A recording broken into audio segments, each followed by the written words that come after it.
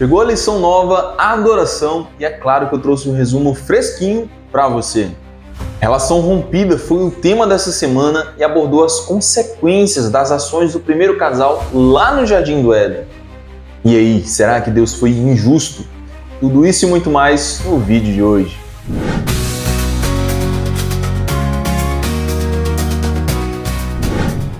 Maranata, o Senhor logo vem! Enfim, chegamos na primeira lição do segundo trimestre de 2025. Relação rompida foi o tema dessa semana.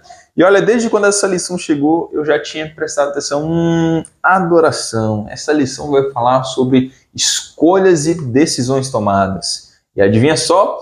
A lição dessa semana abordou justamente isso: escolhas e decisões tomadas e as consequências de tudo isso.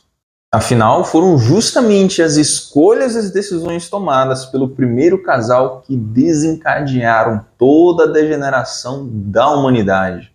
Mas por que Deus foi tão severo? De fato, se a gente só pensar que foi por causa de um único fruto que o ser humano perdeu o Jardim do Éden e trouxe a consequência do pecado, que é a morte, a gente vai olhar para Deus e dizer que ele foi injusto. Mas calma que não é bem assim, tá? Nós precisamos olhar o panorama geral, ver o cenário todo, para então saber a verdade. Adão e Eva tinham liberdade total no Jardim do Éden. Eles poderiam ir e vir para onde eles quisessem, comer de qualquer fruto, de qualquer árvore. Eles só tinham uma restrição: a árvore do conhecimento do bem e do mal. Não tinha como confundir. Afinal, Deus tinha dito: olha, dessa daqui vocês não devem comer, porque no dia que dela comer, vocês certamente morrerão. E com toda certeza, Deus advertiu o primeiro casal de que viria alguém, um sabotador, que tentaria persuadi-los, enganá-los. Sem sombra de dúvida, Deus deixou orientações para o primeiro casal sobre como eles deveriam proceder para não caírem na tentação, para não caírem nos enganos do inimigo. Por isso, Satanás precisou bolar uma estratégia que fosse no mínimo brilhante e que funcionasse a qualquer custo. A primeira estratégia de Satanás foi se disfarçar como uma serpente falante. E só por isso Eva já deveria meter o pé e sair correndo, com sebo nas canelas. Só que Satanás usou isso para atrair a atenção de Eva e separar ela de Adão. Então a segunda estratégia de Satanás foi questionar a palavra de Deus. É verdade que Deus disse? Uma pergunta sutil que continha um errinho ali que fez Eva dar a sua resposta e Satanás ganhar terreno. Então ele distorceu a palavra de Deus, distorceu a verdade e usou dessas artimanhas para enganar Eva e fazer ela comer o fruto proibido. O problema, meus amigos, é que não foi assim com Adão. Em momento algum, Adão foi enganado pela serpente. Enquanto Eva foi ingênua demais e caiu nas artimanhas do inimigo, Adão pecou conscientemente. Ele fez a sua escolha sabendo que era errado. Mas você sabe porque a consequência desse pecado não caiu somente sobre a humanidade, mas sobre todos os seres vivos? Acontece, meu amigo, que Deus tinha colocado Adão como representante do planeta Terra. Adão teria domínio sobre toda a criação de Deus. Então, quando ele pecou, Satanás usurpou essa autoridade para si. E por isso ele se tornou o que a Bíblia chama de príncipe desse mundo, o usurpador, o enganador. Depois da entrada do pecado, a terra se tornou o campo de batalha para o grande conflito que havia começado no céu. Uma batalha feroz entre Deus e o inimigo que acontece até hoje. Até hoje as pessoas fazem as suas escolhas se elas vão estar do lado de Deus ou do inimigo. É uma questão de adoração. Todos os dias nós temos que escolher a quem nós vamos adorar, ao Deus verdadeiro ou ao inimigo. No Jardim do Éden, Deus orientou Adão e Eva para não comerem do fruto proibido. Caso contrário, morreriam. Satanás usou isso como base para acusar o Senhor.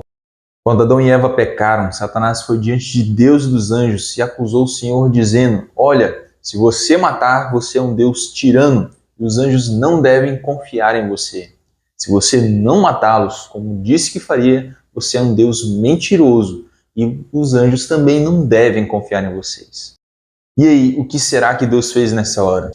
Deus disse: eu vou salvar a humanidade.